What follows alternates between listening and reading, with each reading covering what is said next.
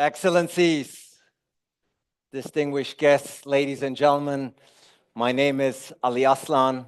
I'm an international presenter and moderator. And on behalf of the OECD, it is my great pleasure and privilege to welcome you all to the first OECD Emerging Markets Forum here in Istanbul. Saygıdeğer konuklar, İstanbul'a hoş geldiniz. Ladies and gentlemen, today's goal is to serve as a platform for cross-regional dialogue between emerging, developing, and advanced economies to bridge policy gaps and advance shared solutions to global issues. The very first edition of this forum will focus on sustainable infrastructure and how connectivity can help build more resilient value chains. We are very excited about today's insights on strengthening multilateral cooperation, supporting sustainable infrastructure, developing multimodal transport corridors, and promoting successful value chain integration. And ladies and gentlemen, this place, the OECD Istanbul Center, is perfectly suited to host such an event because since its inauguration in 2021, the center has been serving as a meaningful platform for cross-regional work and has so far hosted 35 events. Today's OECD Emerging Markets Forum is number 36. And of course, I would very much like to thank the government of Turkey for graciously co-chairing and co-hosting today's event with the OECD here at the OECD Istanbul Center.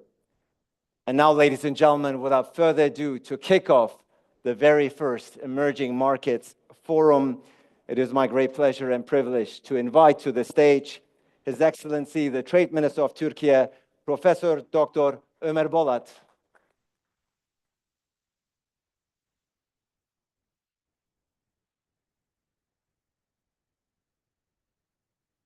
Good morning, everybody.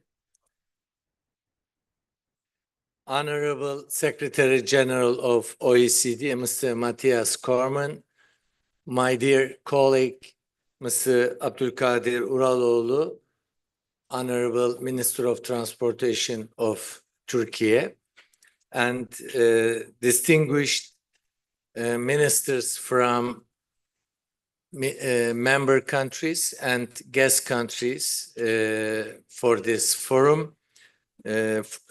Honorable Foreign Minister of Chile and also Burkina Faso and distinguished presidents of Istanbul Chamber of Commerce and Istanbul Chamber of Industry and Honorable Governor of Istanbul and distinguished participants and dear press corps. I would like to welcome you all in the city of Istanbul, which connects the continents and the civilizations between Asia and Europe. The Emerging Markets Forum that we are hosting today jointly with the OECD Istanbul Center is bringing together the emerging economies of the global South for an open dialogue to advance multilateral cooperation on our global challenges.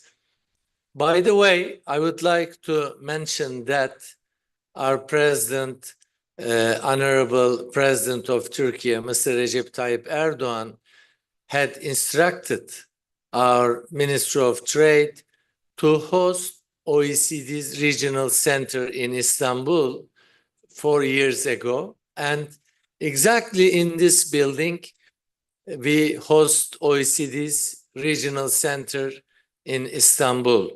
And through this office, through this center, we host many international events in the name of OECD's headquarters in Paris with member countries and with non-member countries in the south and in the east for intercooperation on mainly international issues and challenges. While the globalization achieved significant success and substantially reduced the poverty in the world, the overall success of the global economic expansion of the last decades has been uneven between the different regions and economies. The imbalances in the world economy have created unsustainable conditions and disparities with respect to trade, investments, and economic growth.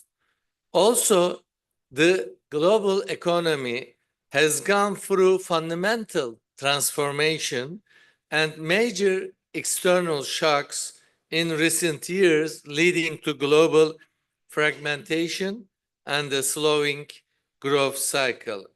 Under these circumstances, unbalanced expansion in the world trade and policies leading to unfair competition have resulted in rising protectionism and trade tensions between the large economic blocs.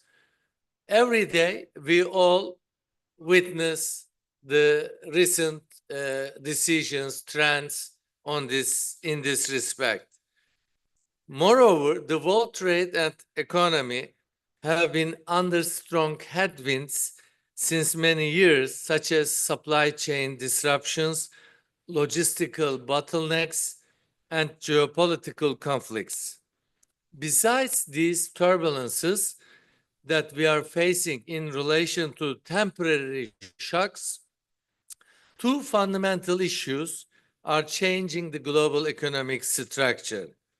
The first, the climate change has created significant risks with regard to extreme weather conditions, food security, and high inflation, as well as rural development and overall functioning of the economy, especially in developing countries.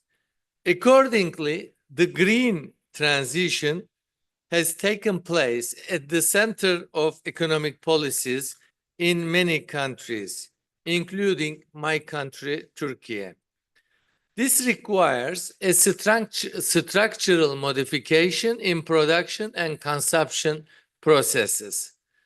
Secondly, digitalization has become a game changer in the functioning of the global economy, and this provides immense opportunities, especially for those countries who were left behind in the first phases of industrialization process.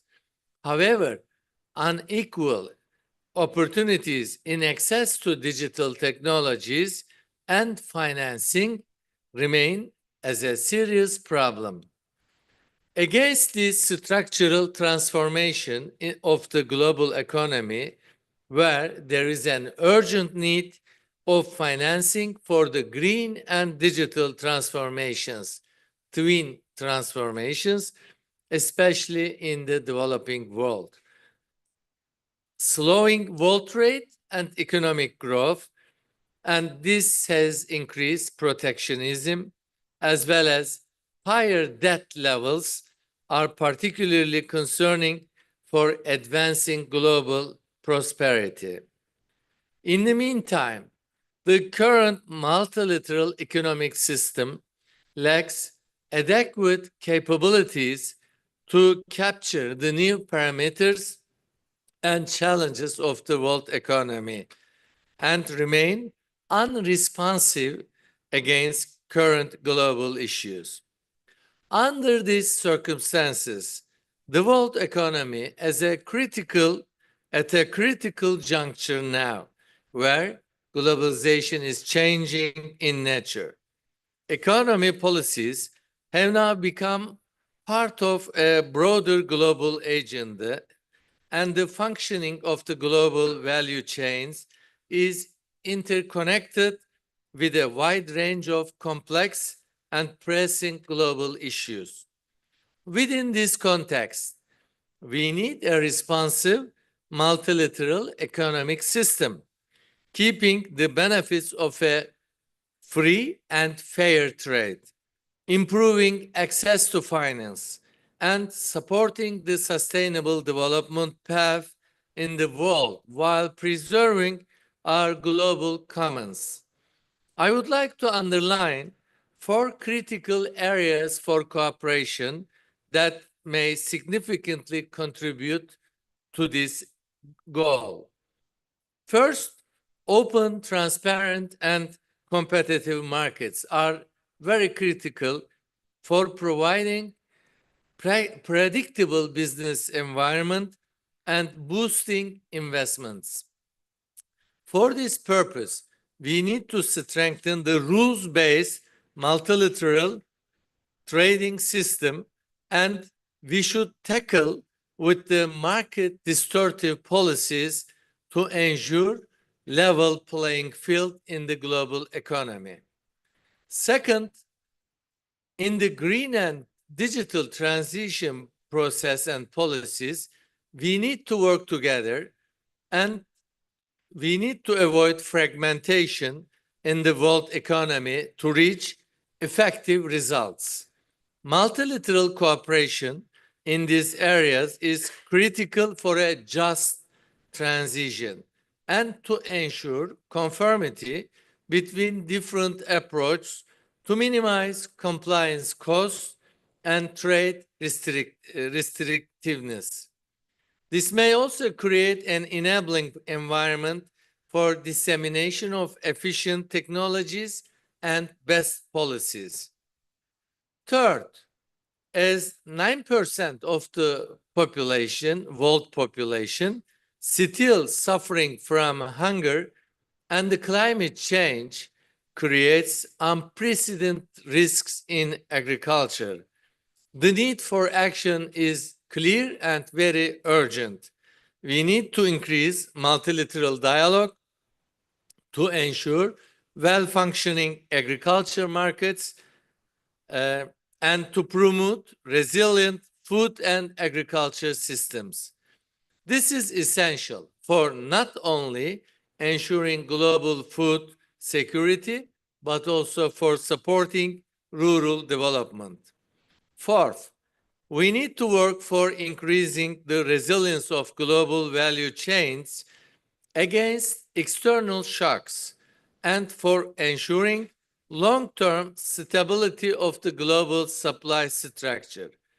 In this respect, global and regional initiatives are needed to diversify supply channels, to enhance connectivity, and to secure uninterrupted access to critical inputs, all crucial for ensuring smooth and effective flow of goods and services. Also, fifth, increasing investments and partnerships worldwide would help to evenly spread the global supply capacity and the benefits of the global value chains across the regions.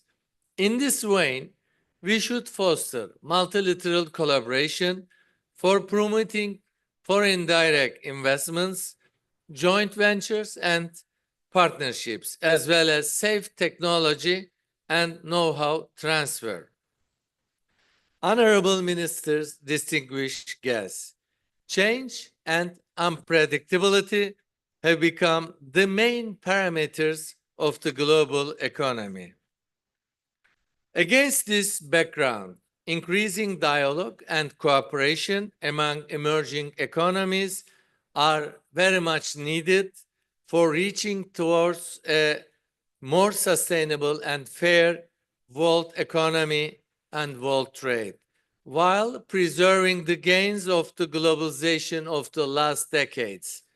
In the face of the challenges we have been facing these days, we cannot reach national prosperity if there are persistent global inequalities and suffering.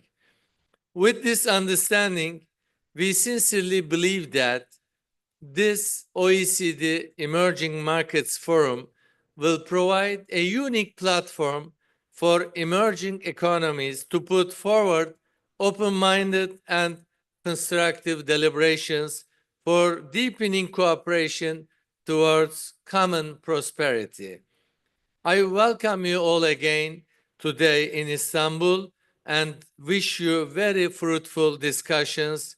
Thank you very much.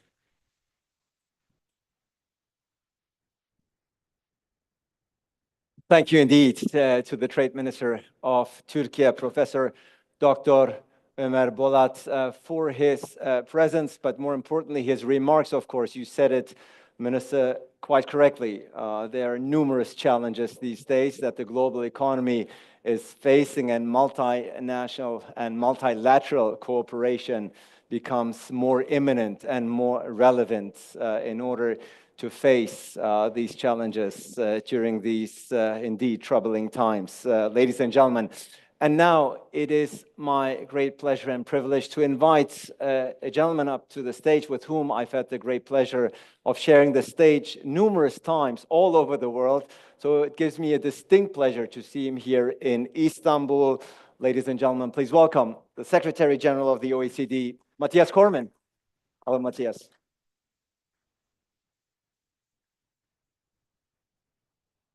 Good morning, everyone. Dear Minister Ömer Bolat, ministers, distinguished guests, ambassadors, colleagues, friends all, a very warm welcome to this OECD Istanbul Center for this inaugural edition of our Emerging Markets Forum. This is a unique gathering of OECD members, accession candidate countries, and key partner countries to exchange on best practices and to identify opportunities to promote stronger, sustainable, and inclusive economic growth through better connectivity and better infrastructure. Istanbul is a very fitting location for this forum, as a city that embodies connectivity between continents and economies. It is indeed a key hub in the Trans-Caspian International Transport Route, also called the Middle Corridor, which has seen trade volume more than triple from 1 million tons to 3.3 million tons in the 6 years between 2018 and 2024. It is home to Europe's busiest airport in terms of cargo traffic and second busiest airport in terms of passenger traffic. It is the site of innovative infrastructure projects such as the Marmaray Tunnel, the deepest immersed tube undersea tunnel in the world. And it is, of course, the proud host of the OECD's Istanbul Center.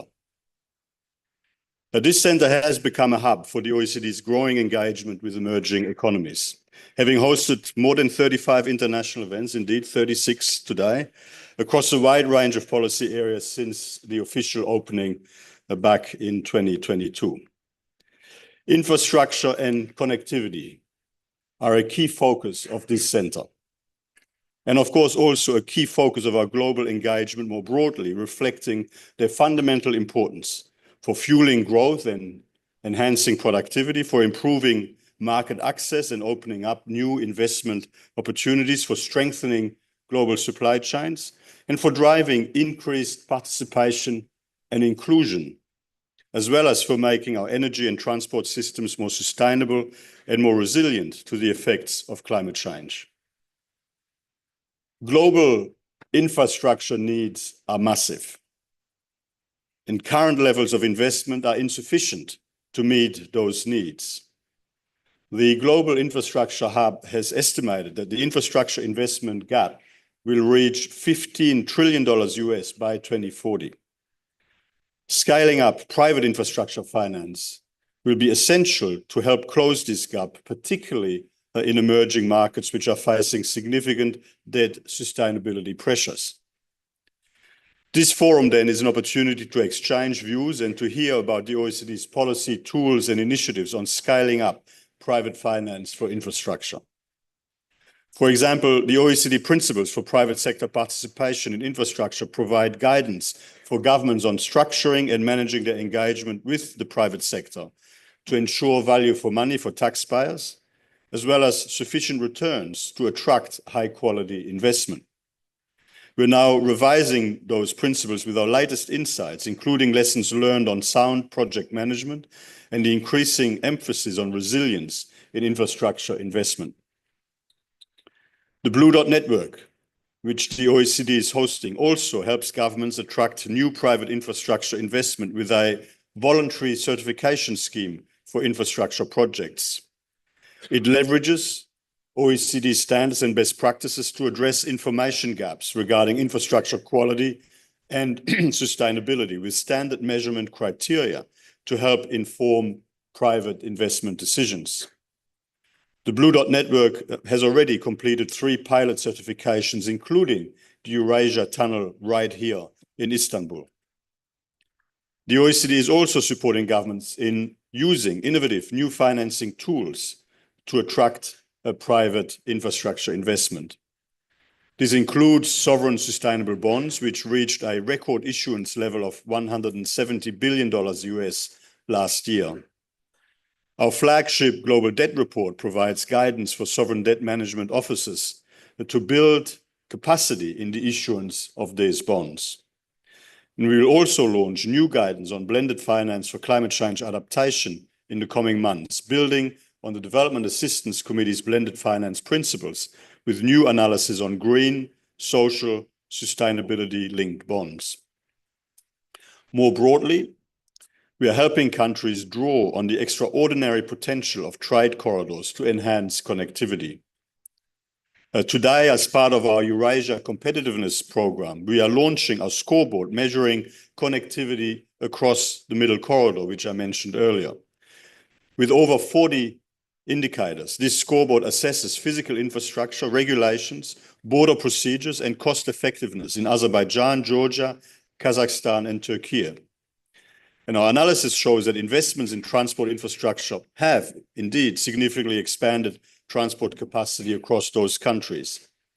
The road network has been growing annually by 1.1% in Turkey, while the rail network in Turkey and Kazakhstan expanded by 1.4% and 0.9% respectively each year. The scoreboard also identifies opportunities for further progress in cutting transport costs, including insurance and freight, which currently exceed global benchmarks, and in improving trade facilitation, for example, through more efficient border cooperation, as manual procedures and reliance on paper-based documentation create inefficiencies. The OECD is now working on tailoring the scoreboard to other areas, including in Africa and South America, to provide targeted policy recommendations for policymakers in those regions. Looking forward, our ongoing Lobito Corridor project will offer policy recommendations for Angola, the Democratic Republic of Congo, and Zambia to help optimize the contribution of critical mineral production and processing for sustainable development in that region. We plan to release our findings in early 2026. In conclusion, high-quality sustainable infrastructure and higher levels of connectivity can be a very powerful driver of growth and prosperity. Through our data, our evidence-based policy best practices, and our platforms for dialogues such as this forum, the OECD will continue to provide support to policymakers in unlocking these benefits through sound and better policies for better lives. So my very best wishes for a positive, productive, and successful forum. I'm very much looking forward to the outcomes of your deliberations. Thank you.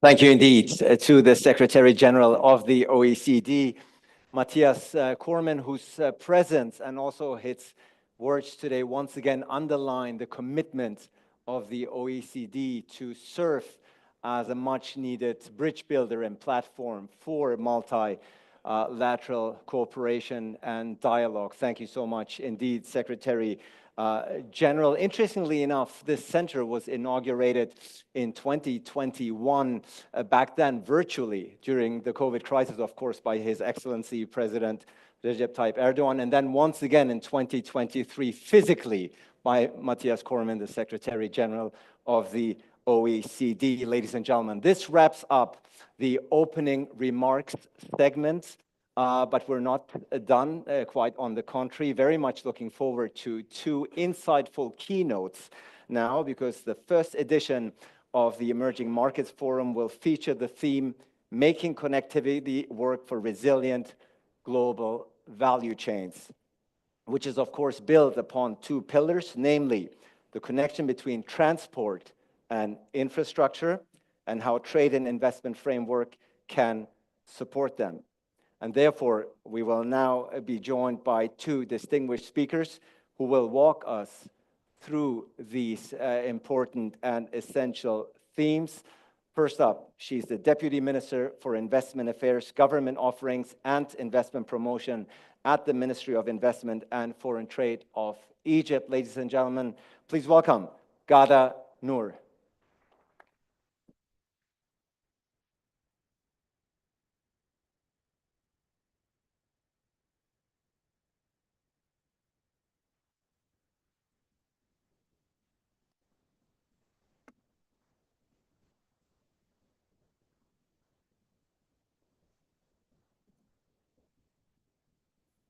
Good morning, Your Excellencies, distinguished guests, ladies and gentlemen. It is a great honor to join you today at that inaugural edition of the Emerging Markets Forum, a platform that embodies the spirit of collaboration needed to navigate our interconnected world. As we gather here, the international system is contending with a perfect storm of interlinked crises, from lingering pandemic aftershocks and escalating geopolitical tensions to climate-induced disruptions and increasing weaponization of trade and investment tools. The multilateral order, which has underpinned global progress for decades, now faces a credibility test. Indeed, in an era of shared global challenges, no nation can thrive in isolation. Today's forum is a testament of the OECD's visionary leadership in bridging policy perspective between members and partners. For Egypt, this dialogue resonates deeply with our national aspiration under Vision 2030, a blueprint for inclusive growth, resilience, and leadership. From Egypt's perspective, three priorities stand out. First, restoring trust in multilateralism through greater voice and equity. Too often, the perspectives of the developing countries are marginal in global processes. We must ensure that the governance of trade, finance, and technology reflects the realities and aspirations of emerging markets, not only as passive recipients, but as active shapers of the global agenda. Second, rethinking connectivity as a foundation for resilience and opportunity. In Egypt, we are investing heavily in sustainable infrastructure, energy transformation, and regional integration to become a vital bridge between Africa, the Middle East, and Europe. But these efforts require stable global value chains, fair access to financing, and policies that reward sustainability and innovation. This is where multilateral cooperation becomes indispensable to ensure that connectivity is not just about infrastructure, but also about shared prosperity and inclusion. Finally, reimagining investment and trade frameworks for the 21st century. We must shift from extractive to transformative investment, from short-term gains to long-term development. Egypt is committed to creating an enabling environment for quality investment that supports digital and green transitions, strengthens local value chains, and builds economic resilience. Excellencies, the Nile River has taught us that rivers flourish when tributaries converge. Similarly, this forum's success hinges on pooling our expertise, resources, and political will. Egypt stands ready to contribute as a bridge between OECD members and the Global South, advancing fairer trade, smarter infrastructure, and greener growth. Let us leave here not only with the chair's summary, but with a shared resolve to turn dialogue into action, Together, we can ensure that connectivity becomes more than cables and concrete. It becomes a force for dignity, opportunity, and shared prosperity. Thank you so much.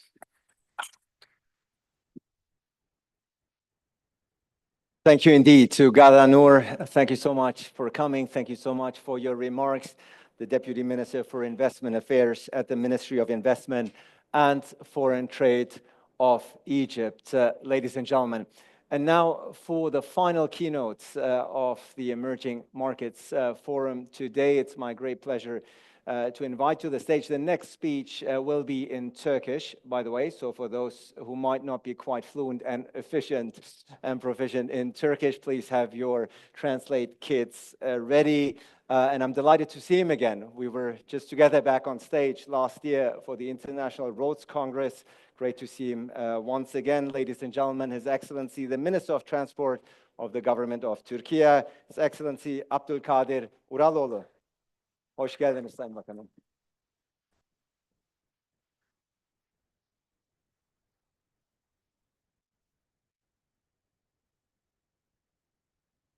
Saygıdeğer Bakanım, saygıdeğer OECD Genel Sekreteri ve heyet başkanları, değerli katılımcılar. Öncelikle İstanbul'a hoş geldiniz. Welcome to Istanbul, welcome to Türkiye. Good morning. OECD Yükselen Pazarlar Forumu'nda sizlerle bir araya gelmekten duyduğum memnuniyeti ifade ediyor. Sizleri en içten duygularımla, saygıyla selamlıyorum. Ulaştırma sektörünün öncü temsilcilerini bir araya getiren bu değerli etkinliğin gerçekleştirilmesinde emeği geçen herkese, özellikle de Ticaret Bakanımız Sayın Ömer Polat'a ve OECD Genel Sekreteri Sayın Matthias Kormann'a teşekkürlerimi iletiyorum. Türkiye Cumhuriyeti Ulaştırma ve Altyapı Bakanı olarak küresel ekonomik ilerlemenin geleceğini şekillendiren bu anlamlı platformda sürdürülebilir kalkınmanın temel taşlarından biri olan ticaret ve bağlantısallık konusundaki vizyonumuzu sizlerle paylaşmaktan büyük bir mutluluk duyuyorum. Saygıdeğer katılımcılar, bugün burada küreselleşen dünyada ulaştırma koridorlarının ve altyapının ekonomik kalkınmayı, küresel ticareti ve ülkeler arası işbirliğini nasıl şekillendirdiğini konuşuyoruz. Ulaştırma ve Altyapı Bakanlığı olarak bizler bu forumu bir fikir platformundan öte somut adımların atıldığı bir çalışma sahası olarak da değerlendiriyoruz. Gelişmekte olan pazarları, küreselleşen ekonomiyi, entegre eden ekonomik büyümenin kilit bir sağlayıcısı olarak ulaştırma, ticaret ile birlikte sıkıca kenetlenmiş ve ticaretten ayrı düşünülemeyecek bir sektördür. Küreselleşen dünyada ulaştırma koridorları ve transit taşımacılık ekonomik kalkınmanın omurgasını oluşturmaktadır.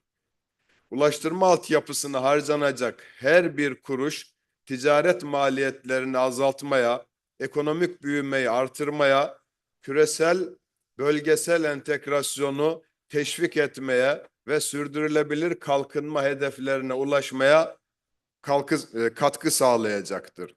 İnsanların ve malların makul maliyetlerle ve makul zaman dilimleri içerisinde varış noktalarına ulaşmasını sağlayan sürdürülebilir ulaştırma altyapılarının mevcudiyeti sadece ekonomik büyüme için değil, aynı zamanda ekonomik ve sosyal faydaların dengeli bir şekilde dağıtılması ve kalkınmanın çevresel etkilerinin uygun bir şekilde yönetilmesi için de olmazsa olmazdır.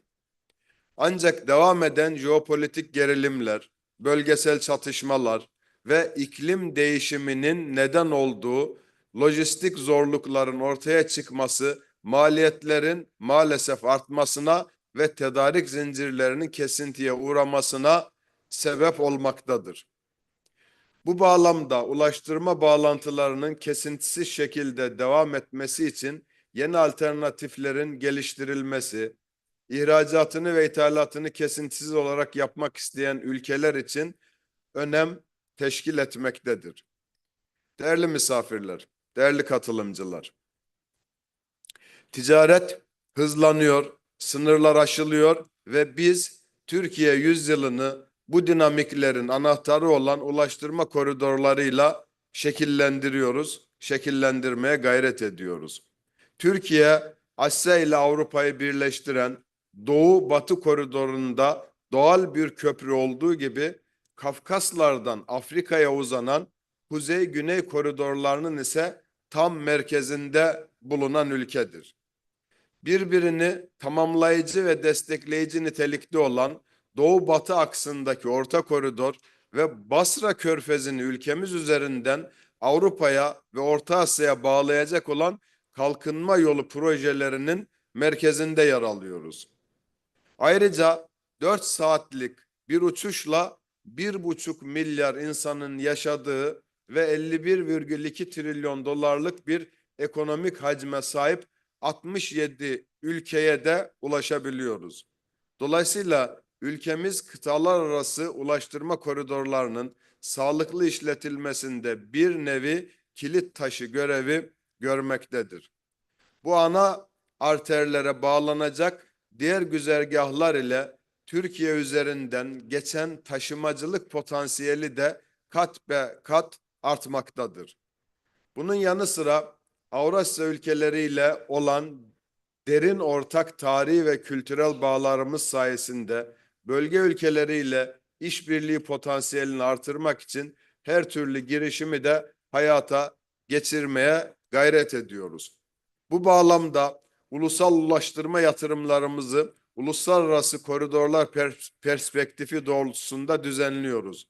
Bunu yaparken de uluslararası finans kuruluşları ve bölgesel çok taraflı örgütlerle yakın işbirliği içerisinde çalışmalarımıza devam ediyoruz. Altyapı projelerimizi sürdürülebilir, her türlü çevresel ve sosyal baskıya karşı dayanıklı, yeşil ulaşımı destekleyen bir yaklaşımla uluslararası standartları ve yeni teknolojileri dikkate alarak hazırlıyor ve hayata geçiriyoruz. Saygıdeğer bakanlar, değerli katılımcılar. Şimdi sizlere kısaca ülkemiz ulaşım ağlarının ve bağlantısallığının geliştirilmesi için yaptığımız başlıca uluslararası çalışmalardan kısaca bahsetmek istiyorum. Bildiğiniz üzere ülkemiz sivil havacılık alanında küresel anlamda öncü ülkelerden bir tanesi. Az önce de belirttiğim gibi Türkiye'den sadece 4 saatlik uçuş ile 1,5 milyar insanın yaşadığı 67 ülkeye ulaşabiliyoruz. Bu ülkelerin ticaret hacmi 25 trilyon dolar seviyesindedir. Bu bizi dinamik bir ekonomik sistemin tam ortasına yerleştiriyor ve biz bu avantajı küresel bağlantısallığı artırmak için kullanmaya kararlıyız. Öncü olduğumuz girişimlerden Orta Koridor yani Trans-Hazar Uluslararası Ulaştırma Koridoru, Asya'yı Avrupa'ya Türkiye üzerinden bağlayarak geleneksel deniz yollarına da kıyasla daha hızlı bir alternatif sunuyor. Bu bağlamda Bakü-Tiflis-Kars demiryolu hattından Zengezur koridoruna kadar birçok projeyle orta koridorun kapasitesini artırmak için çalışmalarımızı sürdürüyoruz. Bir diğer önemli projemiz ise kalkınma yolu projemizdir.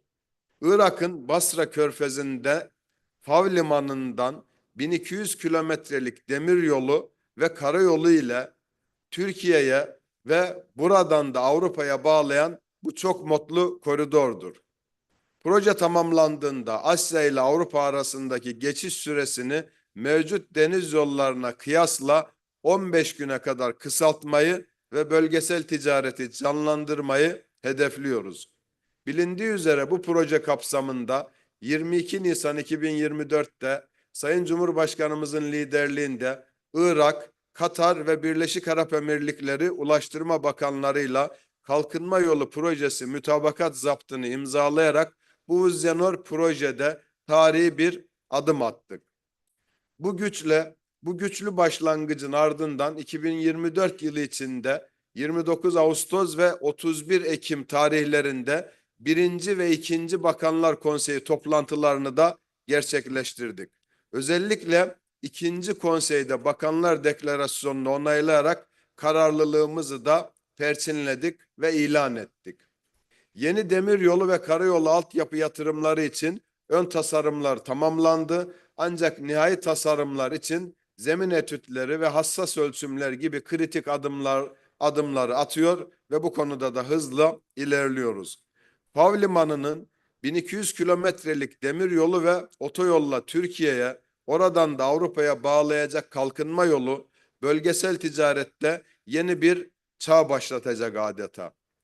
Doğu-batı koridorlarını kuzey-güney ekseninde birleştirerek küresel ticarete güç katacak bu hat, Basra Körfezi'nden başlayıp Bağdat ve Musul'un üzerinden Türkiye'ye uzanarak Türkiye'de de 2092 kilometrelik demiryolu ve 1923 kilometrelik karayolu ile Avrupa'ya entegre olacak. Yeni İpek Yolu olarak anılan bu dev proje Türkiye'nin jeopolitik ve ekonomik ağırlığını perçinleyecektir. Şu anda projenin kalbi olan Havalimanı'nda ise ilk faz çalışmaları büyük bir ivme kazandı. Bu ilk fazın 2025 yılı içerisinde tamamlanması öngörülmektedir. Önümüzdeki dönemde proje paydaşlarımızla bir araya gelerek yönetim ve finansman yapısını netleştireceğiz ki güncel çalışmalarımız da bu anlamda devam ediyor. İnşallah çok yakında da Irak ile Kalkınma Yolu projesinin nihai anlaşmasını imzalayarak bu stratejik girişimi hayata geçirme yolunda önemli bir eşiği daha aşmayı planlıyoruz. Bu adımlar kalkınma yolu paydaşı olan tüm ülkeleri zirveye taşıyacak bir dönüm noktası olacaktır. Değerli misafirler, Kalkınma Yolu projesi sadece altyapı oluşturmak için değil, ekonomik fırsatlar sunmak, bölgesel istikrarı güçlendirmek ve Türkiye'yi küresel tedarik zincirlerinde bir mihenk taşı haline getirmek anlamında da bizim için büyük önem arz etmektedir. Ülkemizdeki yatırımlarımız ve başarılarımız da uluslararası bağlantısallığa olan bağlılığımızın bir göstergesidir.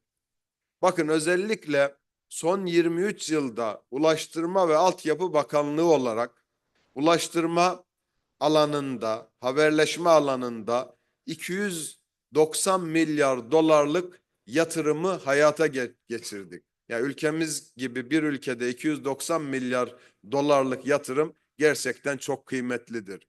Sivil havacılık, demiryolları, karayolları, denizcilik ve haberleşme sektörlerinde birçok ilki gerçekleştirdik. Marmaray'la kıtaları birleştiriyor. Yavuz Sultan Selim ve 1915 Çanakkale köprüleriyle uluslararası ticaret yollarını açıyor. İstanbul Havalimanı ile gökyüzünde sınırları adeta kaldırıyoruz. Bakü-Tiflis-Kars demiryolu hattıyla Asya'dan Avrupa'ya yükleri taşıyor. Hayata geçireceğimiz Zengezur koridoruyla mesafeleri daha da kısaltmayı planlıyoruz. Osman Gazi Köprüsü, Avrasya Tüneli, Kuzey Marmara ve Ankara-Niğde otoyolları gibi mega projelerle üretim merkezlerini limanlara bağlıyor, lojistik verimliliği artırıyoruz. Bu projeler sadece altyapı değil, halkımızın refahını yükselten, ekonomimizi büyüten ve tüm dünyayla uluslararası bağlarımızı güçlendiren projelerdir, adımlardır. Ve bu projelerin birçoğunu da kamu özel işbirliği ya da diğer bir adıyla yap işlet devlet modeliyle yaptığımızı, bunun rakamının da güncel rakamının da yaklaşık 83 milyar dolar olduğunu özellikle belirtmek isterim. Yani dolayısıyla uluslararası sermayeyi de bu projelere kattık ve çok büyük desteklerini ve katkılarını almış olduk. Saygıdeğer bakanlar, Sayın Genel Sekreter ve değerli katılımcılar. Son olarak 27-29 Haziran tarihlerinde bakanlığımız ev sahipliğinde İstanbul'da Küresel Ulaştırma Bağlantısallığı Forumunu düzenlemekte olduğumuzu ifade etmek isterim. Bahsetmiş olduğum mega yatırımlar ve güçlü işbirliklerimize ilave olarak İstanbul'u ulaştırma bağlantısallığı konularının küresel ölçekte tartışıldığı bir yer haline de getirmek istiyoruz. Ulaştırma sektöründe yerli ve yabancı birçok paydaşı bir araya getirmesi öngörülen forumumuza sizleri de bu vesileyle davet etmekten büyük mutluluk duyuyorum. Sözlerime son verirken ulaştırma sistemlerinin tam kapasiteyle çalışmasının önündeki engelleri aşmak için güçlü bölgesel işbirliklerinin ve ortak standartların önemini bir kez daha vurgulamak istiyorum. Güçlü ve entegre bir ulaştırma ağı yalnızca ticareti kolaylaştırmakla kalmaz, aynı zamanda bölgeler arasında ekonomik fırsatların daha adil dağıtılmasını ve daha kapsayıcı bir büyümenin gerçekleştirmesini de sağlamaktadır. OECD Yükselen Pazarlar Forumu'nun tüm katılımcı ve paydaş ülkeler için hayırlara vesile olmasını temenni ediyor. Sizleri saygıyla, sevgiyle, muhabbetle selamlıyorum. Kalın sağlıcakla. Çok teşekkürler. Sayın Ulaştırma Bakanımıza şükranlarımızı sunuyoruz. Çok teşekkürler. Many thanks to the Turkish Minister of Transport, Abdülkadir Uraloğlu, for his remarks. Ladies and gentlemen, transport, of course, a very critical issue. I'm also seeing Yang Tae Kim here, the head of the OECD International Transport Forum. So it's a topic that will be with us for quite some time, ladies and gentlemen. This concludes both the opening remarks as well as the two keynotes that we've just heard. And ladies and gentlemen, it is my great pleasure, before we have the panel here on this very stage, it is my great pleasure to invite the first 3 rows only, please, to the stage for a family photo. So may I ask each and every one of you, the first 3 rows, please join me up here on stage for a family photo, group photo. We want to capture this moment, of course, and make sure, please, Minister, the first 3 rows only, please. Thank you so much.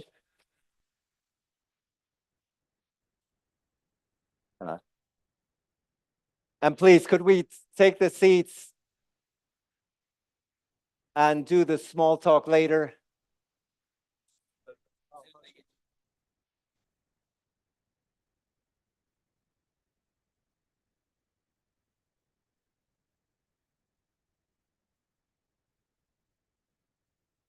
Space is a bit tight, but we will make it happen.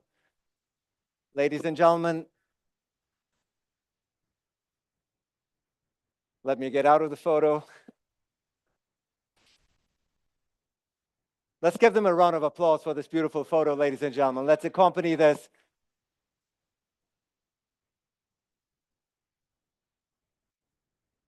Everybody, beautiful.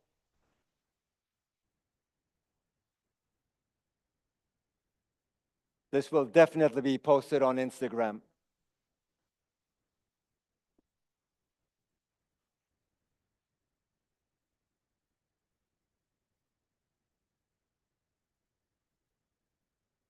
Right. All right. Thank you so much. May I ask everyone else to remain seated or take their seats back, because we're not done yet. We're going to have a very insightful panel discussion here on the stage. And for the panel discussion, may I ask the speakers to make their way to the corner of the room to get their microphones, to get their headsets. So for all the speakers, all the panelists, please make your way to the corner to my left here to the room to get your headsets. We'll wait, of course, a couple of minutes until the ministers clear the room.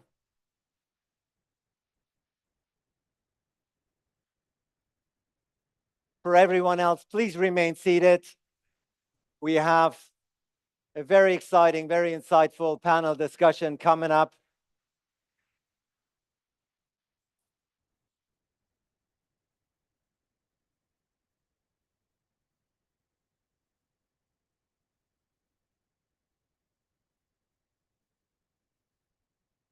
And for the fellow speakers, I would kindly ask you to get your headsets. So we have a clear instruction here. Very good.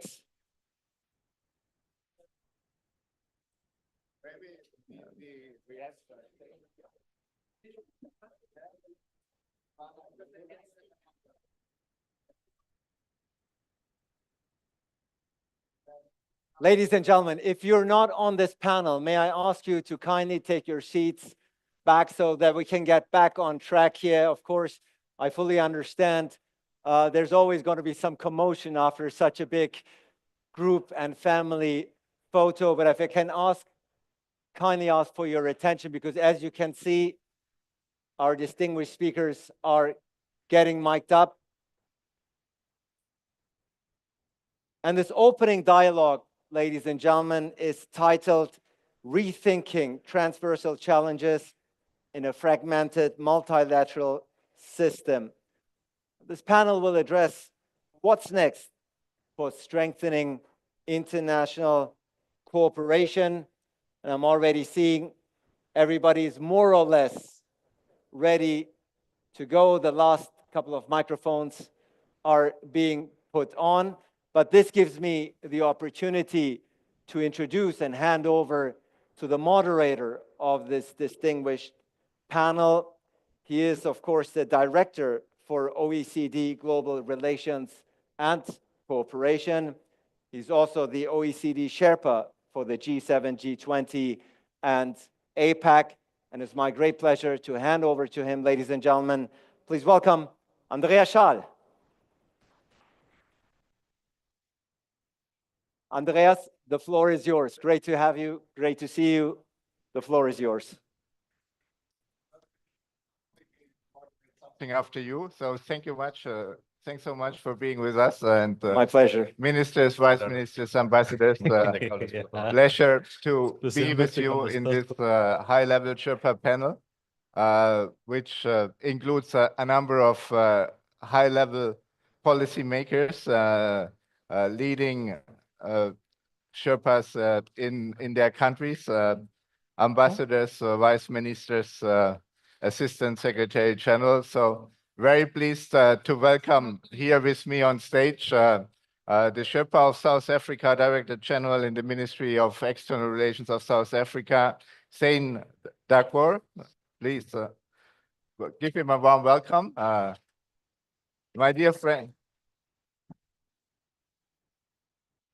And to his right is the Sherpa, the head, the president of the Turkey's Institute for Social Affairs and G20 Sherpa, Rachi Kaya. Please give him a warm welcome. The Assistant Secretary General for the United Nations Development Program for Eurasia and Europe, Ivana Tivkovic. Thank you. And then we have to her left the Deputy Minister of Trade of Turkey, my dear friend Mustafa Tushu. So very well. To his left, we have also a good friend of mine, Hatan bin Salman, the Principal Advisor to the Minister of Economy and Planning. Very warm welcome to you as well. And on the left-hand side, for you on the right-hand side of the spectrum, not meant politically, only geographically, we have representing the chair of our Ministerial Council meeting, Elias Soleil. So very well welcome to this distinguished panel. Let me now sit down to be more relaxed. In the late 20s of the last century, the German poet Kurt Tucholsky, and this is 100 years ago, he said something like, as regards the global economy, if anything, she is interconnected. And I mean, this was 100 years ago. And if the global economy was interconnected, interlinked 100 years ago, this is even more so in today's discussion. So that's why we wanted to frame this conversation on addressing global challenges in a fragmented but still very interconnected, very interlinked global economy. We are faced, and this was already mentioned in the first keynote speeches, we are faced with mounting pressures, geopolitical tensions, climate, disaster risks, rising debt burdens, continuous threat of the pandemics. And our thesis at the OECD is that such a situation requires rather more multilateralism than less multilateralism. And it requires more international dialogue and not less international dialogue, because only together we can we can address some of the global challenges. That's why we have been trying to open up the OECD. I mean, we are in accession processes at the moment with Bulgaria, Romania, Croatia, Argentina, and I'm glad to see the Vice Minister of Argentina here, who has been a long-standing supporter of the accession of Argentina. We have the Vice Minister from Romania, from Croatia, from Bulgaria here. From Peru. We are in accession process with Argentina, Brazil, and Peru in Latin America, and more recently with Indonesia and Thailand, which are the first two Southeast Asian countries who want to join the OECD. We're also working increasingly with African countries, and I'm glad to see also African colleagues here in the auditorium. And this is something where we kind of in particular proud and honored to support South Africa's G20 presidency and all the effort South Africa is putting in opening up a new growth dimension in artificial intelligence and digital economy for the whole African continent. And that's why I'm so glad that my dear friend Zein Dangor is here with us, and will present to you in a few minutes the key avenues for South Africa's G20 presidency. We have been supporting over the years many aspects in the G20 on promoting drivers of growth, such as structural reforms, productivity, digital, green transition. We've also been supporting 10 years ago in Antalya. The Turkish presidency developed the Antalya Youth Target. We have been supporting the G20 Brisbane Gender Target. And now with South Africa, we're working on a review of the G20 for G20 at 20, because it's not only the first ever presidency on the African continent, it's also the kind of concluding presidency of the first cycle of G20 countries having the presidency. And we are working very closely together with Zein and the team. And that's why I'm very, very pleased to have this conversation, which I asked Zein to introduce here, because we really believe that South Africa's agenda is something which can make a difference, not only for the G20, but also for the African continent. And that's why we are supporting the presidency with our work on artificial intelligence, on critical minerals, and in other stuff. So without further ado, I would ask Zein to highlight the priorities of South Africa's presidency and to tell us why the world will have more effective multilateralism after South Africa's presidency. Please, Zein. Thank you, Andreas. So before I go into some of the approaches that we'll be taking, good morning and to all the ministers present. I think just to start off where you ended, not 100 years, but 80 years, is that, 80 years ago, and the UN will be celebrating the UN at 80 this year, the global order was, as we know it, was established by sovereign states to work through multilateral bodies. Now, while this is imperfect, and we know that it's imperfect, multilateral cooperation has, on one hand, helped avert many of the direct military conflicts that could have been, we have seen many, between major powers, but also the multilateral system has encouraged nations to take collective action to address common challenges, as such as pandemics. Recently, we've seen that, climate change, conflict, sustainable development, and of course, human rights. Multilateral collaboration has also improved economic cooperation and has increased global trade and investment flows. But what we have seen over the last few decades is a steady erosion of trust and competition between states. And this is weakening the global community's ability to work together to address shared challenges. The obstacles we face, as Andreas has pointed out, is growing unilateralism, protectionism, populism, nationalism, lots of isms, geopolitical rivalries, but also inconsistent compliance with and at times blatant violations of the rules in the multilateral system, which includes the trade rules, but also international law, and at points application of double standards, which weakens the international normative system. So where do we find ourselves? We find ourselves at perhaps there's been many inflection points of the last decade, but we may find ourselves at an inflection point with regards to global trade. We have geoeconomic pressures in supply chain disruptions. We're seeing trade restrictions. We're seeing unilateral sanctions. All of this is reshaping the international marketplace. The question is, and this is something that we're addressing in our G20 presidency, is what do we do about this? Do we allow these tensions to drive a lose-lose spiral? Or do we work towards mutual resilience, strategic partnerships, and adaptive trade policies that safeguard prosperity for all?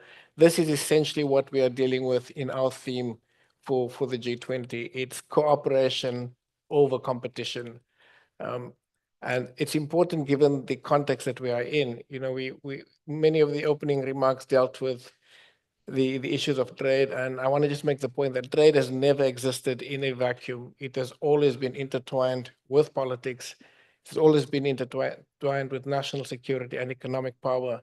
But today, geoeconomics is no longer just the backdrop for this competition. It's becoming a central force to shaping global markets. The competition over strategic industries, access to critical resources, and the weaponization of interdependence have heightened uncertainty. So we have tariffs, sanctions, export controls. These were considered exceptional, but it's becoming more routine. And I think the OECD is best placed, amongst others, to deal with this.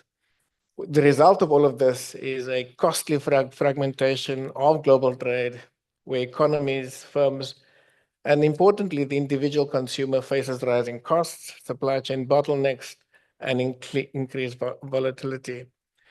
But if this moment presents risks, it also offers an opportunity to move beyond what we can call reactive short-term protectionism towards a more deliberate forward-looking trade strategy.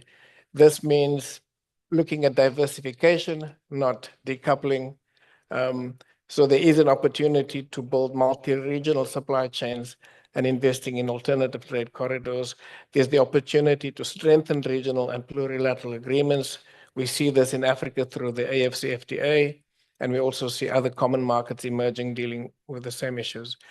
There's a need to balance national security with open markets. We must acknowledge that there's a need in some instances to protect critical industries, but this does not require a blunt protectionist approach, which is self-defeating. So we see trade as a tool for stability, and the rules of trade would be the vehicle towards this. So these are some of the issues that our themes are trying to tackle through our G20. So we want to build a multilateral system that reaffirms the need for fair trade. We will be dealing with this in our G20 presidency. We want to ensure that we continue to build a rules-based trading system that is undergirded by commitment to fair trade. And this will allow countries to pursue domestic interests, but at the same time support global trade flows that are aligned with the international trade requirements. We believe that fair trade, undergirded by a rules-based system, is required for inequality within states and inequalities between states. It's no longer just a slogan. We think it's important. Growing inequalities within states is giving rise to the kinds of populism that allows challenges not only to domestic governance and democracy, but also international governance and the notion of international modes of democratization. So well-being at the domestic level is as critical as the well-being at the international level. And if we don't deal with that, we will find the kinds of cleavages we are seeing now. And that's what our theme is dealing with. It's dealing with inequality amongst states, but also the ability to reduce inequality within states. And that's a key theme. It's being challenged at some points, but we believe it's important. And then sustainability, that if we don't protect the planet that sustains us and have the kinds of policies in place, such as the just transition, that we will find that the well-being at the domestic level is not realized, which then gives rise to global instabilities. So in a nutshell, Andreas, that is the issues that underpin our presidency, and we can explore more in the question and answer sessions. You see, thanks so much, Zain. You see, that's why I'm so happy that he is with us on the panel. He manages to square the circle on all global challenges in 3 minutes.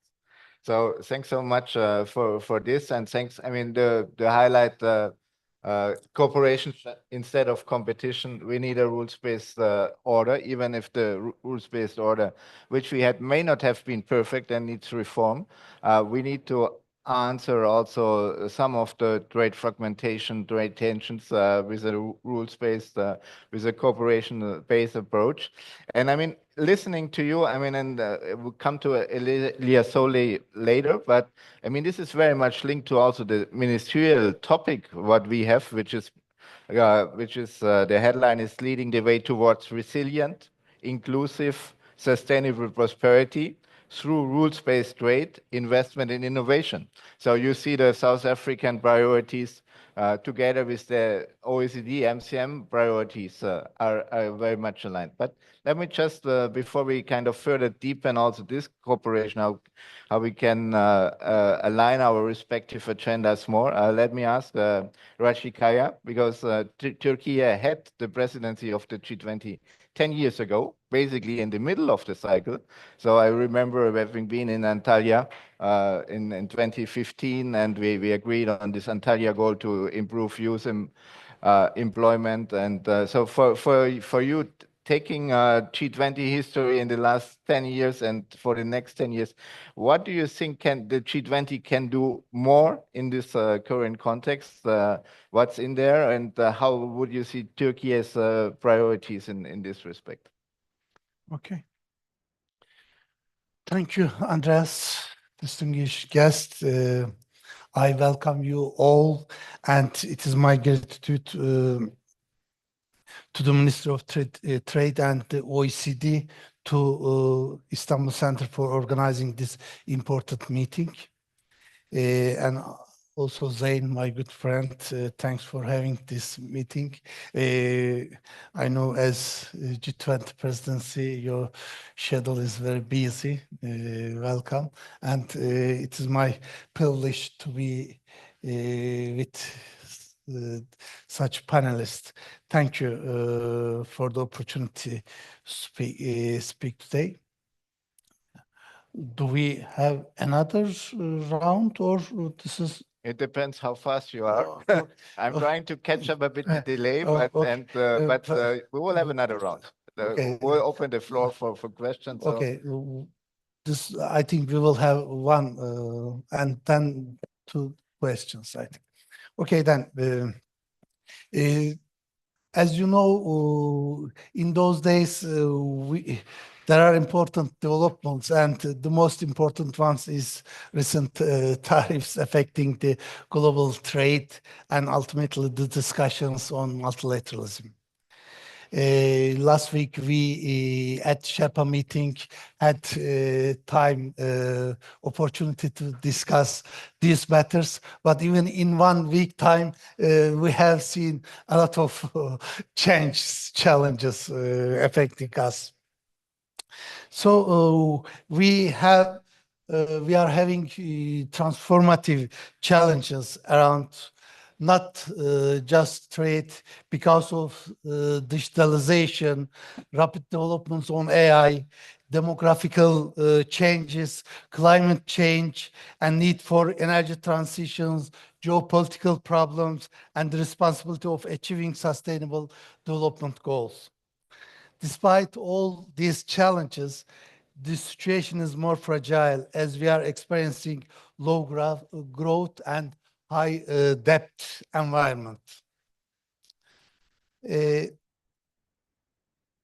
current global environment makes it even harder for the developing economies to overcome existing challenges and pursue their development goals. The challenges we face are substantial, but they are not insurmountable.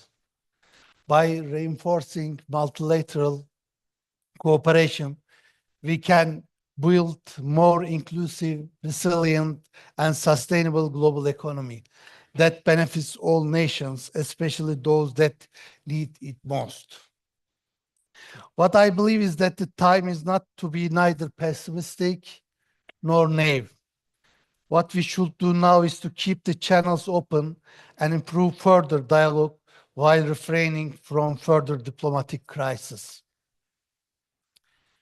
We need sound analysis from international organizations, especially from the OECD, to give us a detailed picture in terms of potential impacts of applied policies, both in country level and global scale. We should also have more discussion on how we have reached this point and how we can move forward for the sake of all. Therefore, open and candid dialogue at this stage and lowering tension while preparing ourselves for the different scenarios should be a wise way for all of us. Coming to OECD G20 relations, if you allow me, I can also finish because of time limit. I think we can mention about that. So G20, we always define G20 as the most important economic, most premier forum for global economic cooperation. So it's a very important platform. And in those times, we believe that challenges we are experiencing now show how important institutions like the OECD and G20. So they have played a key role so far. And G20's response to the COVID-19 pandemic, including debt relief initiatives, DSSI continuing with common framework, and SCR allocation, of course, demonstrated the potential of collective action. The G20's role in coordinating global economic policies is critical to ensuring stability and growth in this regard. The exchange of best practices and experiences is also vital for building effective solutions. OECD plays a crucial role in facilitating this exchange. The OECD's expertise in evidence-based policy analysis and data-driven recommendations is invaluable for emerging markets. The long-standing cooperation between the OECD and the G20 is important for global economic governance. The OECD's analytical work supports G20 discussions, while the G20's political momentum drives implementation. During the 2008 financial crisis, the OECD provided crucial economic analysis and policy recommendations that shaped the G20's coordinated fiscal and monetary responses. Since then, the OECD and G20 have continued to collaborate to address global economic challenges. So if you allow me, I can mention some essential cooperations also to finish my remarks. Let me highlight a few examples of effective multilateral cooperation. Collaborative frameworks such as OECD G20 BEPS projects, as you all know, have helped promote global tax fairness. They address cross-border tax avoidance through coordinated action. The OECD G20 Global Infrastructure Initiative has fostered collaboration on investment in sustainable infrastructure, particularly in developing countries. Meanwhile, the OECD G20 anti-corruption framework has ensured greater transparency and accountability on a global scale. Even the OECD G20 Financial Action Task Force has helped promote financial security. Turkey, as a G20 member and a founding member of the OECD, has actively supported these efforts, stressing the need for solidarity and shared responsibility. It has also regularly called for reforms in global institutions to ensure fair representation. If we have time, I can share what we want path forward. Thank you, Andreas.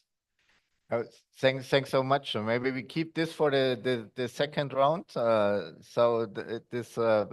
Thanks so much for giving this overview, for showing that the G20 is per se a leaders and a members-driven process. But thanks for giving us as OECD also the responsibility to support this process. And I remember in Antalya, even beyond, we have been partnering also in particular with Turkey and others to advance your collective goal to make a difference for the global economy. So maybe we keep a second round to where everybody says, what do we do going forward? We have put, in many G20 declarations, we say the UN should be in the center of our efforts. That's why we have put Ivana in the middle of this group. So UN the center, and wanted to ask you about the contributions for the UN to this multilateral order, and what do you see? I mean, we're increasing our cooperation between the OECD and the UN system. What do you see as potential? So. Thank you. Thank you so much, Andreas. And I'm also thanking OECD for our strong cooperation, both at global level, but also here in Istanbul. In Istanbul, UNDP has a regional hub for Europe and Central Asia, providing policy and program support for the countries in the region. And we are here for 10 years, also graciously enjoying the hospitality of the government of Turkey. Now, at a pivotal moment for multilateralism, where geopolitical divides widen and global challenges multiply, from climate volatility to economic uncertainty, but also most importantly for deepening inequalities, we think that international and multilateral cooperation is more important than ever. And within this framework of celebrating this year, UN at 80, as has been mentioned, UNDP is celebrating 60. G20 is finishing its full circle of 20 presidencies. And this is an opportunity for all of us to reflect, to celebrate our achievements, but also to measure progress and to brace ourselves for the way forward. We, as UNDP, are also taking active part in the G20 platforms on both finance and development, and are, of course, very proud to be able to contribute to this important work. So today's topic of connectivity and value chains is actually more relevant maybe than ever. We know that emerging markets show comparative strength, but there are regional vulnerabilities, inflation, and also geopolitical risks that underscore the need for careful policy navigation going forward. And global growth is expected to slow down, and with this heightened policy uncertainty, ongoing conflicts, and especially the energy pressures, and particularly in Europe, this all weighs down on the region's growth potential. We all remember during the COVID times how value chains were essential, and this conversation that started then on nearshoring the potential and making the value chains more resilient and sustainable is ongoing, and I'm very happy that this is also a topic of today's conversation. Building on our long-standing engagement as UNDP in regional economic integration and trade facilitation, in supporting some of the countries on their WTO accession, and also strengthening the private sector capabilities to better engage in both regional and global value chains, we see a lot of opportunities leveraging the economic potential of the middle corridor or the Trans-Caspian corridor, and especially as a driving force for green and inclusive growth in the region. The opportunity, this new opportunity can be supported by regional and global dialogues such as this one. And going forward, we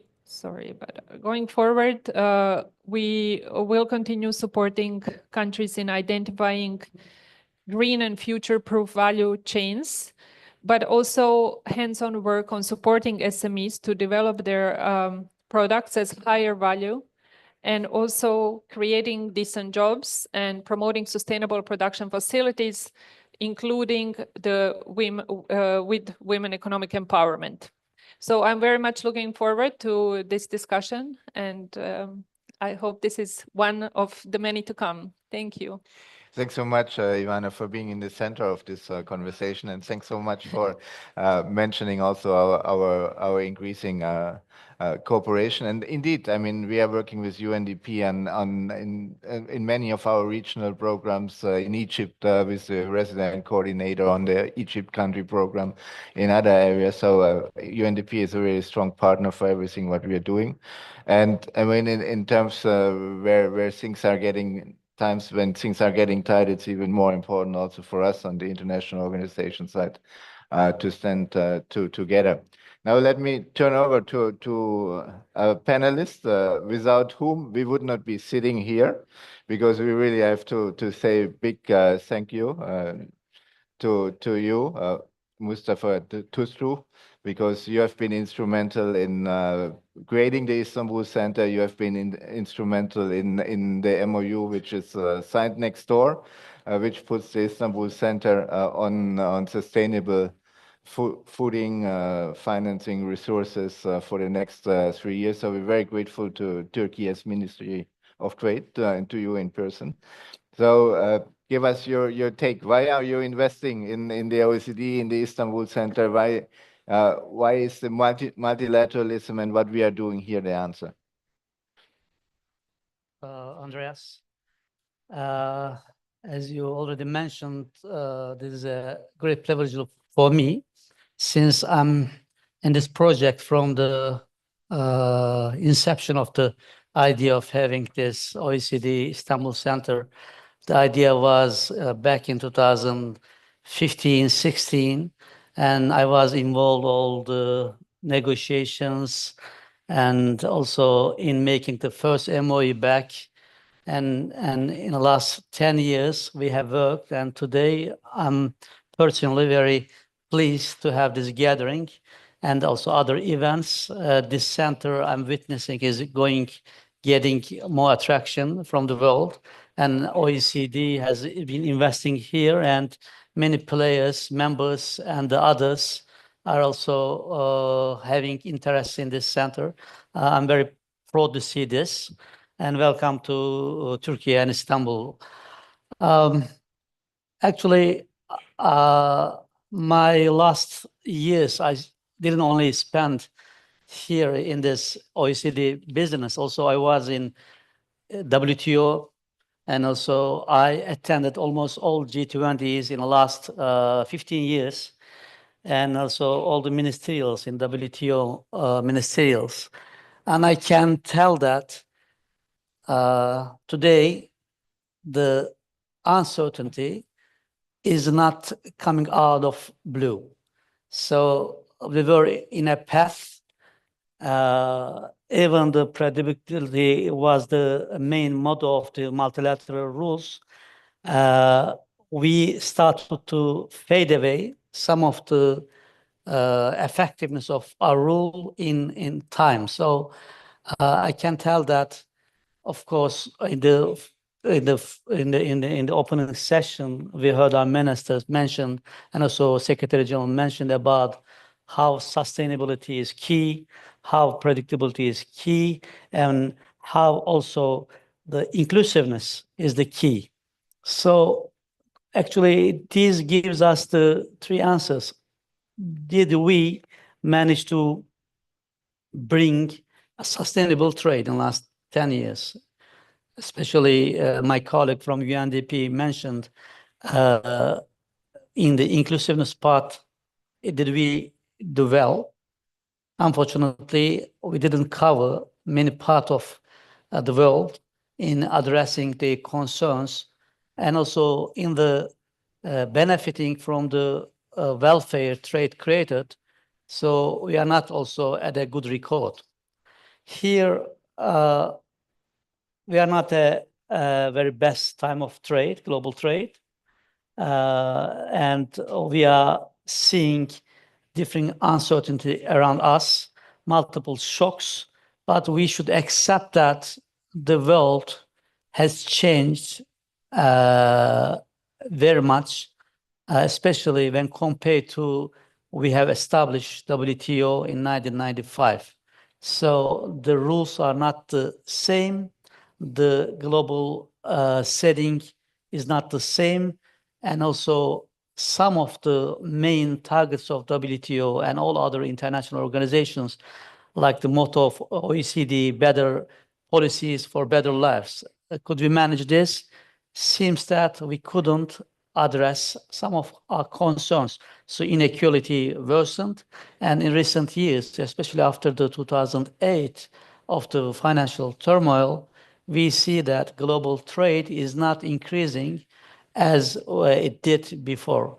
And after 2013, the growth of the global trade is 25%, which was before 10 years to 2013, it was almost 150%, the increase. In the FDI also, we are not doing well. The FDI decreased from 3% of the global GDP to 1% of the global GDP. So, and also the debt also of the developing world is increasing. And as also my colleagues mentioned, especially developing world, as they lack the necessary resources to finance their green and digital transformation. And here we can ask if the international organization responsive to what we are witnessing today. Actually, of course, in these all meetings, we do our best as international negotiators in G20, in OECD, in WTO. But when we see the current landscape, we can see that we're still behind of our expectations. I have to give this gloomy picture.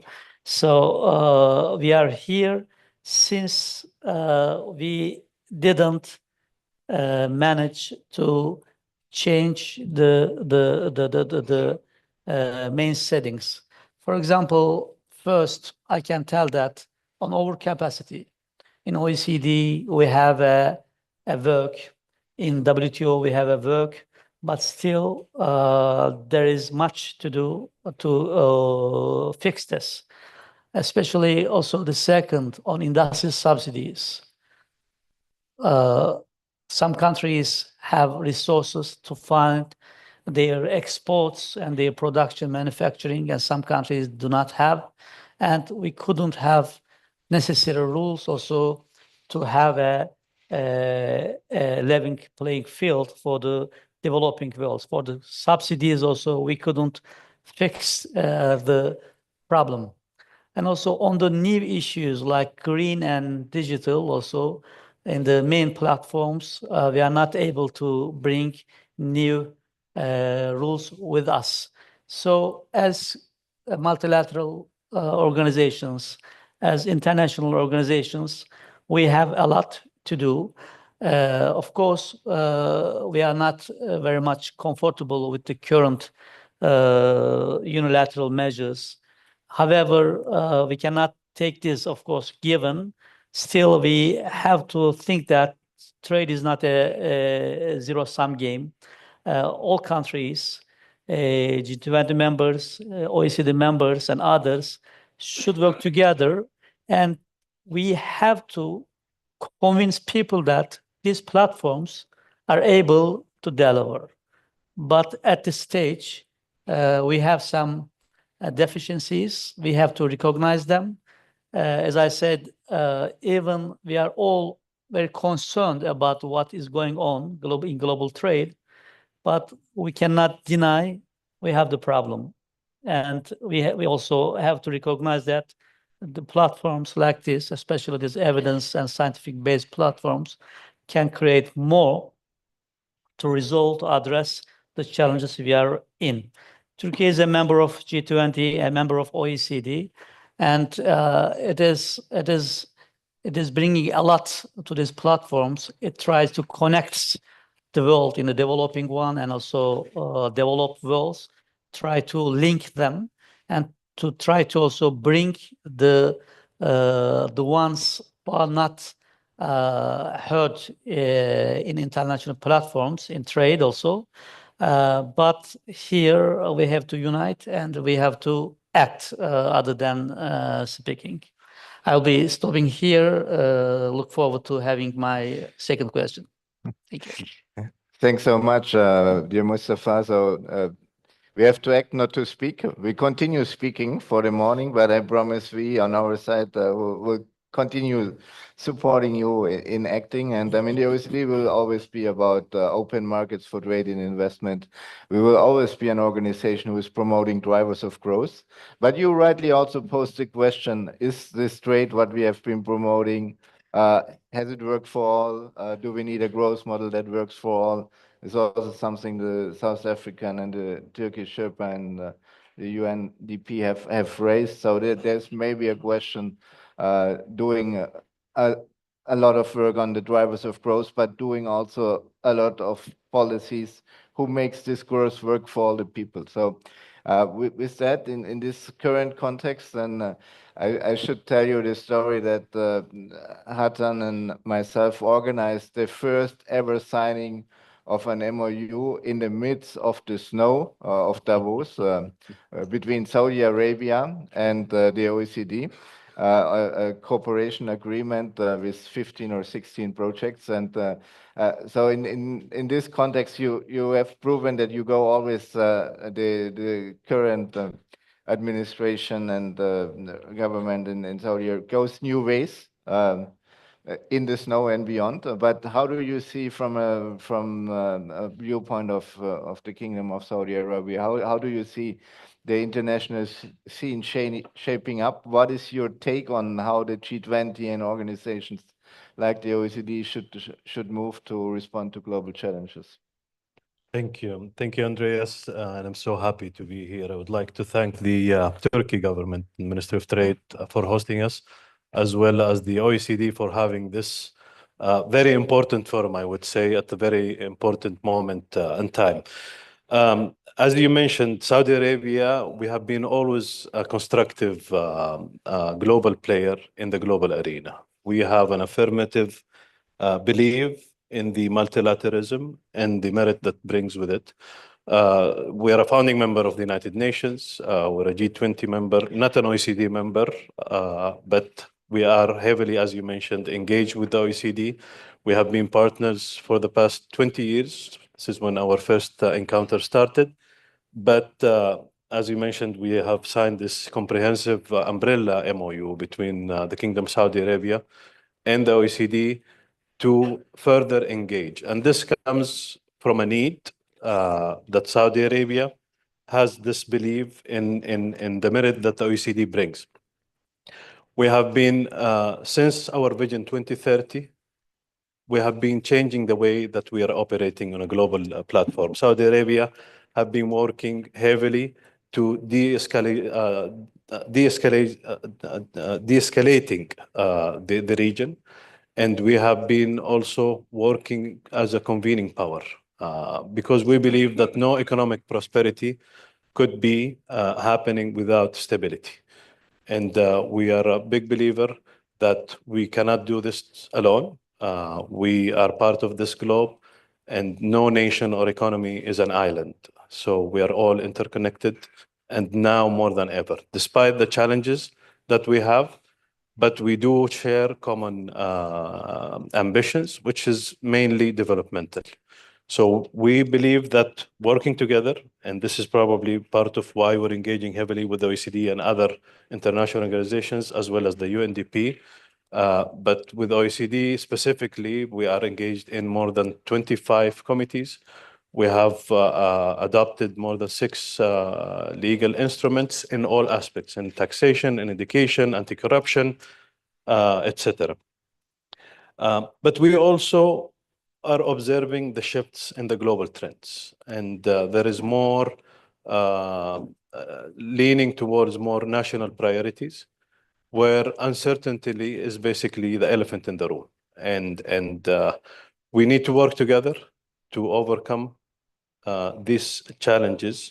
And I think that this EMF, the Emerging Markets Forum, comes at the right time, bringing policymakers and experts to have this dialogue and continue. It's very important to have this dialogue and continuous. Thank you. Thanks so much, Diat, and I couldn't agree more. We are in the same boat, and so it's better to row together than to row in the different directions or to rock the boat. So let's see how we can further build on what we have. Before I give the floor to the last but not least speaker, not at all, quite to the contrary, I want to give the panel a task, because I'm going to ask each of you, because I promised to Raji, to go in the forward-looking mood. What are the 3 things what we do from here? Each of you will have 30 to 45 seconds, 3 bullets, very boom, boom, boom. And then I ask you to think about whether you have any questions for the podium. So we are doing 2 things. We are first having Elias Solé, the ambassador of Costa Rica to the OECD and the chair of this year's Ministerial Council meeting, to make the link between what we are discussing in our way to the Ministerial Council meeting, to which you are invited, and to which where we will have good conversations on the topics I mentioned, the title and the headline. So how can we link the conversations we have here in the G20 with what you want to achieve in the Ministerial Council meeting? Yes, please. Thank you, Andreas. And those are the challenges that I love, when you're surprised that you have the responsibility to bridge part 1 with part 2, but that's fine. It's always a pleasure. You know, it's first of all, I want to wish a good morning to all. Almost midday already, but pleased to be here enjoying this panel. This has been very interesting to hear you all. As Andreas said, we are the ones that have the enormous responsibility to chair the MCM for this year. And but he forgot to mention, first and foremost, he just mentioned it, that I'm the ambassador of Costa Rica to the OECD. And this is why, in that double-headed condition, I want to share with all of you like an anecdote that I have. Not going to take a lot of time, Andreas, don't worry, I saw you seeing your watch, but you know, I've been able to witness a transition towards us. In the last quarter of 2025, everybody approached me and said, congratulations for the chairmanship. What a great responsibility. It's an honor for Costa Rica. And indeed, it is a great responsibility and an honor to be the newest member to the OECD and having the responsibility of taking the leadership on this important meeting. But now the message is getting different. It's like, I don't envy you. This is tough times. So this is what challenges are for. This is what life sometimes brings to you. But we are as enthusiastic or more as we were at the beginning. We know we have a lot of challenges in front of us, but we need to be clear that we have the great responsibility of trying to bring a stronger OECD and make it work in order to navigate these waters. So as all of you mentioned, few years have certainly been atypical and challenging. And you just, some of you and at the initial speeches that we have, some examples were raised that we are all familiar with.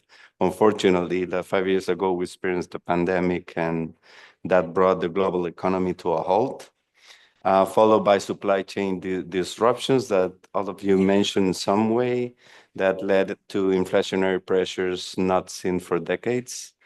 And on top of the implausible economic and social headwinds we have faced during this period, confidence has begun to erode amid rising geopolitical tensions in the world.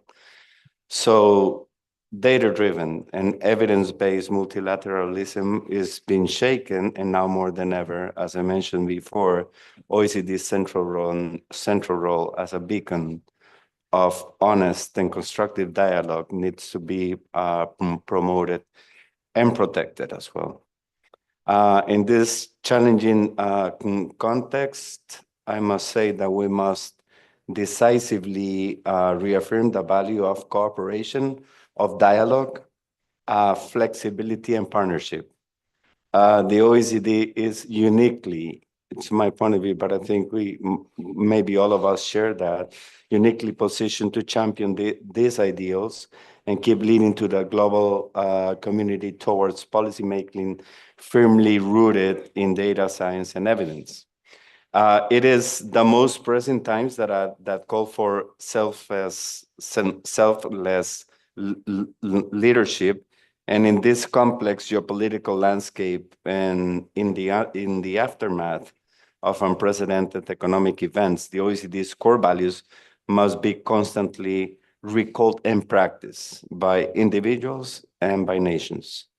And, most of the challenges we face today require courage, determination, but above all, that we are united, that we appreciate the multilateralism that inspires this organization. So let us rise the occasion and ensure the OECD continues to be a driving force for constructive dialogue and positive global change, leading to greater international cooperation through sound trade policies and robust economic integration.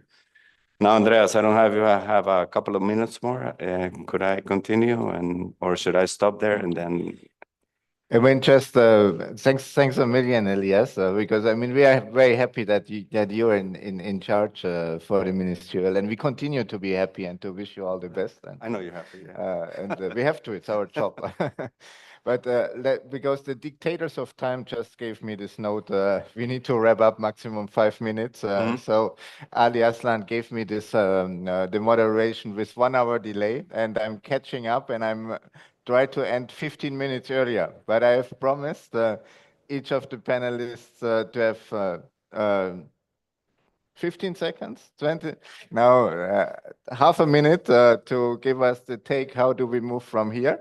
And this gives you, Elias, also the opportunity to maybe say the things you wanted to say now in a very quick wrap-up round.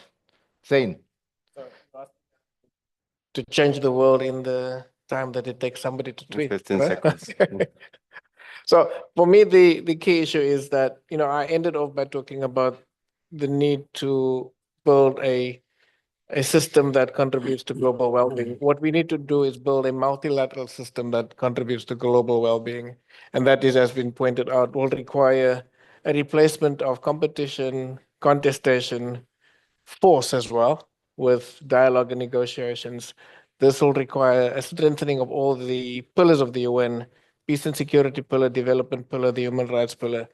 And, you know, so UN Security Council, we know what needs to be done there. But in terms of global governance, it also means holding all of us equally accountable with no sense that any one country or person has special exceptionalism or impunity.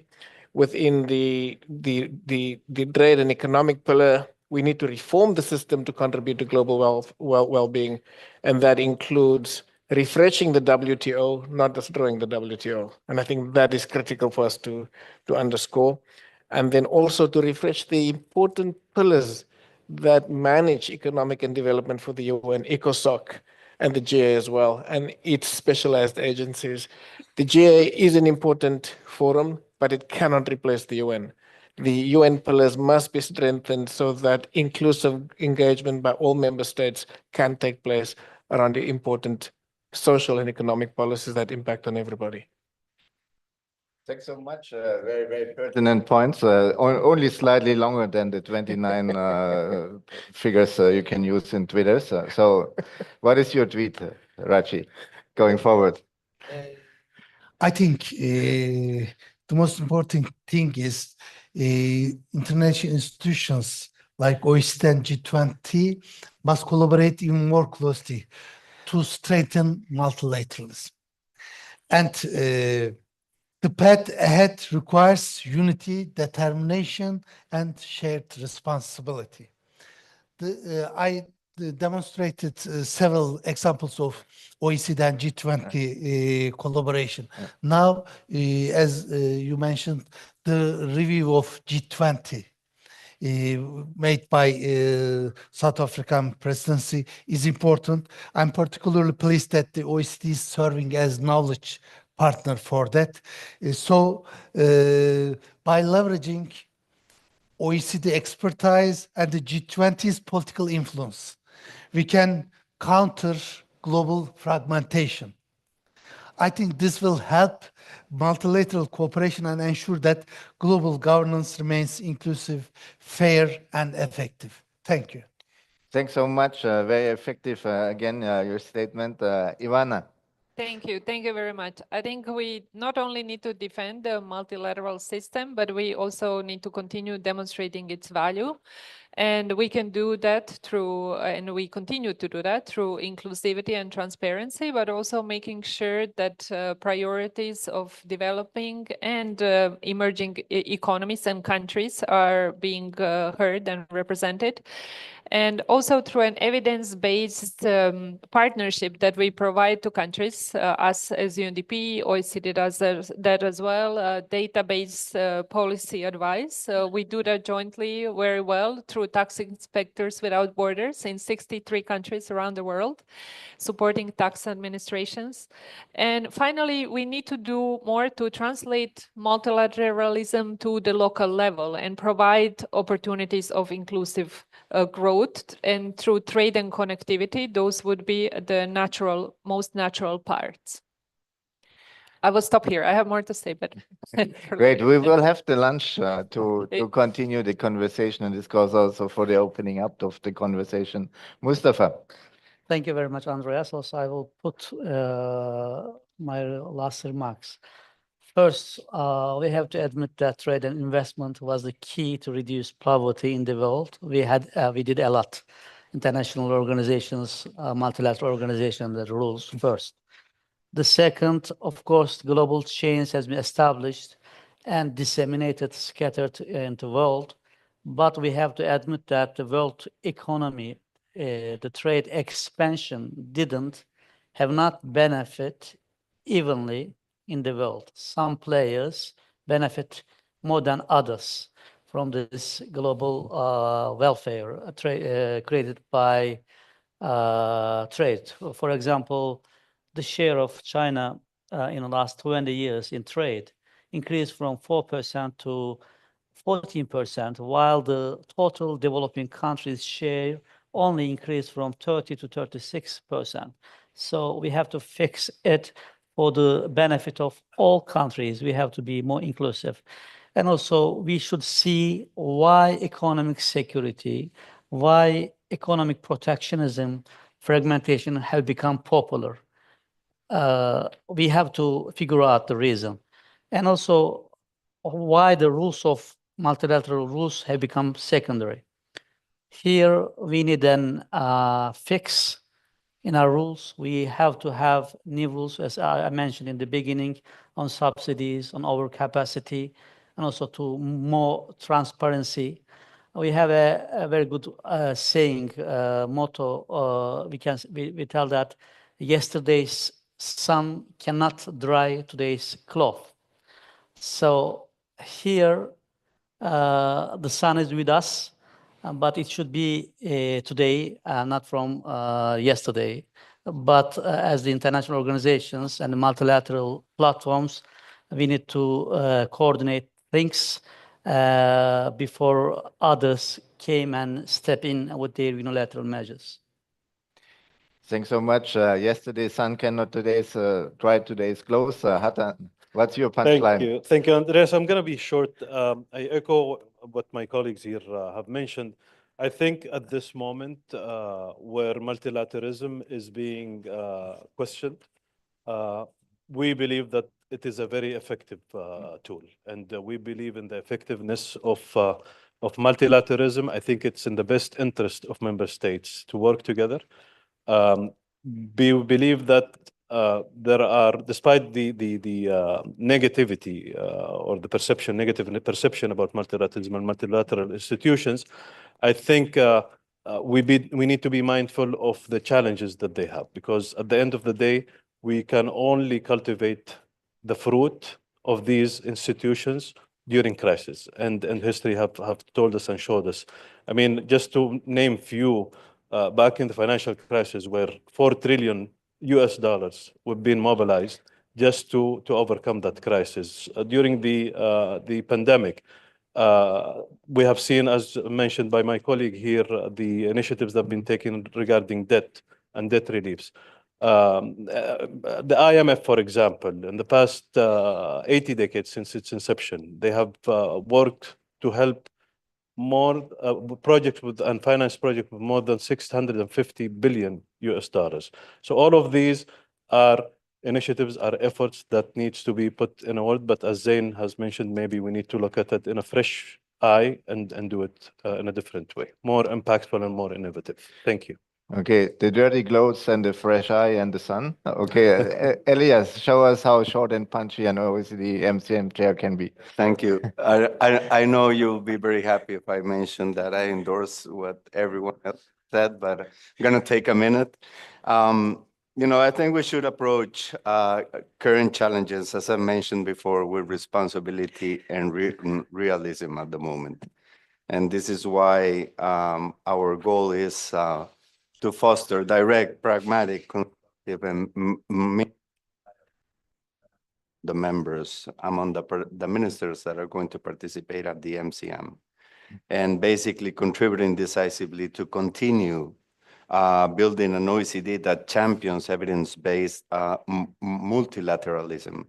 In terms of the MCM, we have collaborated very well with the member countries, especially with the vice chairs. I have my colleague from Australia here, that is one of the vice chairs that we have, along with Canada and Lithuania. And we designed an agenda under a team that you are going to like it very much, especially you, that is leading the way towards resilient, inclusive, and sustainable prosperity through rules-based trade, investment, and innovation. Now you understand the anecdote, why we were cheered before and now everyone is wishing us luck and saying, I hope it all goes well. But this time we are totally confident that we'll bring together ministers from all regions to discuss most pressing challenges we're facing now. With that, I turn the floor to you, Andreas. Thanks so much, Elias. Very, very good punchline. Rest assured, this was a stimulating first panel on different views from across the globe on what needs to be done to shape the beast, to shape globalization. Rest assured that the OECD will continue to support avenues to growth, avenues to innovation, avenues to the transition, green, digital, but also avenues towards a growth model that works for all, both with respect to countries and with respect to within countries. Rest assured that the OECD will continue to serve this platform for dialogue to move things forward in this spirit. And rest assured that the OECD will continue to offer all of you avenues to become global standard setters, because we are in a situation that maybe the growth model and the trade model we had did not work for everybody, also because we did not have the precise rules of the game. We did not have the level playing field, and this is something the OECD is working really hard on. But the OECD is not working on this as a secretary. The OECD needs all of you, needs your ownership, your drive, your enthusiasm to move this forward. With that, Ali, you gave me with 60 minutes delay. I spared 5 minutes at least. This is all I can do. Thank you. Gentlemen, please give